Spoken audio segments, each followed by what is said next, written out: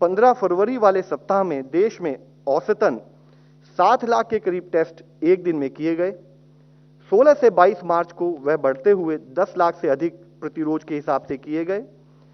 13 से 19 अप्रैल वाले वीक में अगर हम देखें तो 15 लाख प्रतिरोज के हिसाब से वह टेस्ट बढ़ते गए। और अगर हम औसतन देखें तो पिछले हफ्ते 18.46 लाख देश में टेस्ट की गति में वृद्धि आई है औसतन। तो यानी कि अगर हम देखें तो पिछले 15 हफ्तों में करीब 2.6 टाइम्स देश में जो टेस्ट होते थे उनकी संख्या में बढ़ोतरी की गई है। इसी के साथ ही एक स्थाई पर जब देश में टेस्ट बढ़ते रहे, हमने टेस्ट को बढ़ाया। दूसरे स्थाई पर जो एक शुरू में एक नेगेटिव ट्रेंड था in terms of increase in positivity, उसमें भी एक अच्छी न्यूज हम नोट करते हैं। हम देखते हैं कि जहां हमारे 16.92% केस पॉजिटिविटी 13 से 19 अप्रैल वाले सप्ताह में थी, जो बढ़ते बढ़ते 4 से 10 मई वाले वीक में 21.4% हो गई थी, वह पिछले 2 हफ्ते से घटती जा रही है और औसतन 12.09% आज देश में केस पॉजिटिविटी वीकली बेसिस पर नोट की जा रही है। हम आप लोगों की दृष्टि में लाना चाहेंगे कि पिछले एक दिन पहले हमने देश में अब तक के हाईएस्ट टेस्ट किए, यानी कि 21,23,000 के करीब टेस्ट देश में एक दिन में किए गए। बल्कि पिछले दिन में भी अगर हम देखें तो 19.28 लाख टेस्ट किए गए और हमारे देश की पॉजिटिविटी पिछले 14 दिनों से इन इफेक्ट 20% से कम आ रही है। और अगर हम कल की टेस्ट पॉजिटिविटी देखें तो it is as low as 11.53%। इसी तरीके से हम देखें कि ऐसे कितने जिले हैं जहां पर कि देश में ओवरऑल पॉजिटिविटी 5% से कम है। तो वीक एंडिंग 7 मई 21 में जहां देश में ऐसे 92 डिस्ट्रिक्ट थे, अब वह संख्या बढ़कर 197 डिस्ट्रिक्ट हो चुकी है।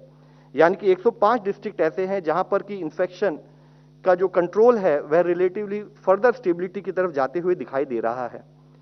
इसी के साथ ही vaccination is one of other pillar we are focusing on. हम आप लोगों को बताना चाहेंगे कि एक स्थाई पर गवर्नमेंट की तरफ से फ्री वैक्सीनेशन, फ्री डोजेज जो स्टेट्स को प्रोवाइड की जा रही हैं, which is for primarily age groups as well as the health care workers and frontline worker. उसके तहत अब तक 14.56 crore doses free state government को देते हुए people above 45 years of age उनको कवर किया जा चुका है। हेल्थ केयर वर्कर्स को 1.65 करोड़ डोजेज दी जा चुकी हैं। फ्रंटलाइन वर्कर को इसी तरीके से 2.33 करोड़ डोजेज अब तक दी जा चुकी हैं। इसी के साथ ही state as well as corporate और प्राइवेट सेक्टर के लिए 18 से 44 एज ग्रुप जो ओपन किए गए हैं उसमें भी अब स्टेबिलिटी नोट की जा रही है और 1.06 करोड़ डोजेज उस एज ग्रुप को भी हम कवर कर चुके हैं। आज एक स्थाई पर जब हमारे केसेस कम हो रहे हैं, दूसरे स्थाई पर हमारी पॉजिटिविटी में भी रिडक्शन नोट किया जा रहा है, हमारी रिकवरी बढ़ती जा रही है, लेकिन उस समय पर भी जरूरी है कि हम ये ध्यान रखें कि जो भी हमारे अप्रभावित क्षेत्र हैं हम उनको प्रिजर्व करें, उनको संरक्षित रखें, वहां पर हमारा कंटेनमेंट एक्टिविटी चलती रहे। इसी तरीके से वह जिले या वह क्लस्टर्स जहां पर संक्रमण थोड़ा ज्यादा दिखाई देता है वहां पर हम नियंत्रण संबंधित कार्य करते रहें। माननीय प्रधानमंत्री जी ने काफी स्पेसिफिकली इसको हाईलाइट किया है कि जहां एक स्थाई पर वैक्सीनेशन का कार्य देश में किया जा रहा है, कोविड एप्रोप्रिएट बिहेवियर पर भी हमारी उसी मोमेंटम और उसी सुचारू रूप से आवश्यकता के अनुसार हम काम करते रहें। एक और विषय माननीय प्रधानमंत्री जी ने जो हाईलाइट किया था कि अब ग्रामीण प्रांतों में या सेमी अर्बन एरियाज में अगर केसेस पाए जा रहे हैं तो जैसे कि गवर्नमेंट ऑफ इंडिया ने स्टेट गवर्नमेंट को गाइड किया है, उनके साथ परस्पर उसको एक एक्शन प्लान के थ्रू काम कर रही हैं। जरूरी है कि rural areas, peri urban areas और ट्राइबल एरियाज में भी जहां पर कोई भी अगर बीमार होता है वहीं पर हम उसकी उपचार की सुविधा प्राप्त उसको उपलब्ध करा सकें, उसके तहत भी उतना ही कार्य करना हमारे आगे वाले मार्गदर्शक सिद्धांत में आता है। धन्यवाद। डॉक्टर गुलेरिया। थैंक यू, नमस्कार। मैं 3-4 चीज़ों के बारे में बात करना चाहूँगा। सबसे पहले तो फंगल इन्फेक्शन के बारे में कुछ हद तक ये धारणा है कि कई टर्म्स यूज़ किए जाते हैं, black fungus, yellow fungus, white fungus. ये समझना ज़रूरी है कि कई टर्म्स जो हैं वो मिसलीडिंग है और जिससे कन्फ्यूजन ज़्यादा हो जाता है। फंगल इन्फेक्शन अगर हम देखें तो इवन जो हम ब्लैक फंगस की बात करते हैं, म्यूकरमाइकोसिस की, एक्चुअली वो ब्लैक फंगस एक अलग फैमिली है। ब्लैक फंगस का नाम इस म्यूकर के साथ इसलिए जो जुड़ गया क्योंकि जो इसका कल्चर होता है वो वाइट कलर का फंगल कॉलोनीज आती हैं, वाइट कलर की फंगल कॉलोनीज के साथ ऊपर ब्लैक डॉट्स आ जाती हैं, और वो कल्चर में अगर वो थोड़े थोड़े ब्लैक डॉट्स दिखते हैं, इसलिए एक जनरल टर्म में ये ब्लैक फंगस का नाम इसको दे दिया गया।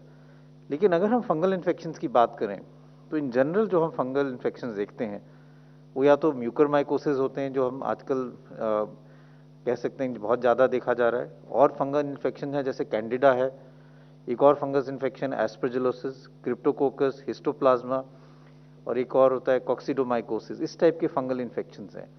जिन लोगों की इम्यूनिटी कम होती है उनमें जो हम ज़्यादातर देखते हैं वो म्यूकरमाइकोसिस है, कैंडिडा है, या एस्परजिलस इन्फेक्शन है। म्यूकर का आपको पता ही है कि ये एक फंगस है जो अब ज़्यादा देखा जा रहा है, स्पेशली कोविड के साथ अगर स्टीरॉयड्स और डायबिटीज़ जुड़ा जाए। और ये जो फंगल इन्फेक्शन है ये मेनली जो है साइनसेस में, जिसको हम राइनो ऑर्बिटल म्यूकरमाइकोसिस कहते हैं, राइनो ऑर्बिटल सेरेब्रल म्यूकरमाइकोसिस, जो साइनसेस में, नाक में, साइनसेस में, ऑर्बिट जो आंख के अराउंड बोन है उसमें, और ब्रेन के अंदर जा सकता है।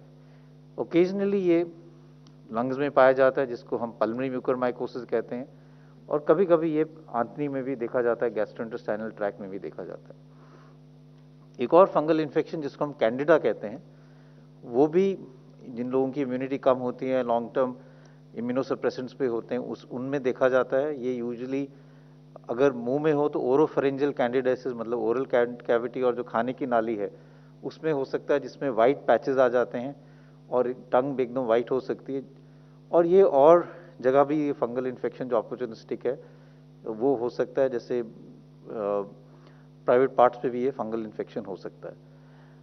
ये ब्लड में भी फैल सकता है, जिसको हम कैंडिडीमिया कहते हैं, और कैंडिडा इन्फेक्शन अगर ब्लड में फैल जाए तो वो थोड़ा सीरियस हो सकता है।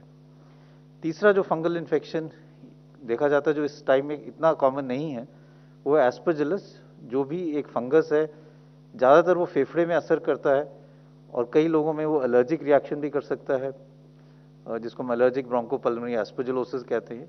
पर कई दफ़ा वो इन्वेजन कर सकता है, जिससे वो फेफड़े में कैविटी बना देता है और काफ़ी हद तक फेफड़े में नुकसान कर सकता है। अभी तक अगर हम बात करें तो ज़्यादातर जो कोविड में देखा जा रहा है वो म्यूकरमाइकोसिस के केसेस देखे जा रहे हैं।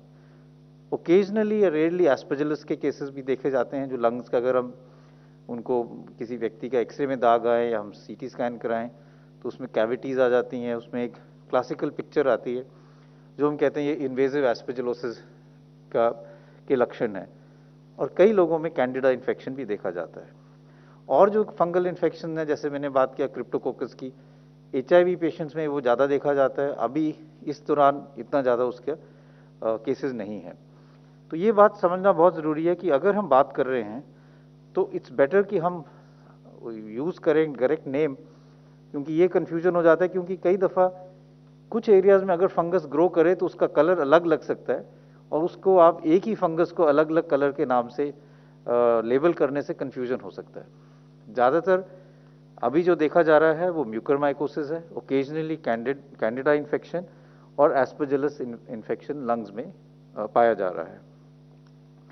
जैसे मैंने पहले भी कहा था, म्यूकर जो है एक फंगस इन्फेक्शन है जो मेनली सॉइल में देखा जाता है, एनवायरनमेंट में है, और it is not a communicable disease, यानी कि एक व्यक्ति से दूसरे व्यक्ति को वैसे नहीं फैलता है जैसे कोविड फैलता है।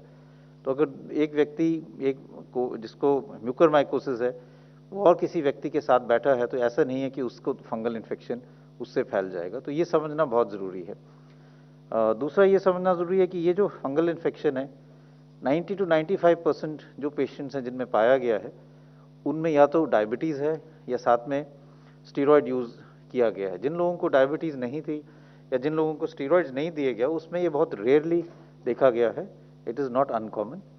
कई दफ़ा लोग ये कहते हैं कि ऑक्सीजन के साथ ये है, लेकिन इसका लिंक है, लेकिन कई पेशेंट्स ऐसे भी हैं जो घर पे इलाज कर रहे थे, जिनको ऑक्सीजन की ज़रूरत नहीं पड़ी, घर पे उन्होंने स्टीरॉयड्स ले लिए और शुगर उनकी कंट्रोल नहीं हुई।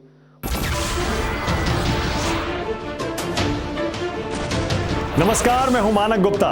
अगर आपको हमारा ये वीडियो पसंद आया हो तो इसे लाइक और शेयर जरूर करें और हां, हमें सब्सक्राइब और फॉलो करना ना भूलें ताकि आप देश और दुनिया की कोई खबर मिस ना करें। तो जुड़े रहिए हमारे साथ और देखते रहिए न्यूज़ 24।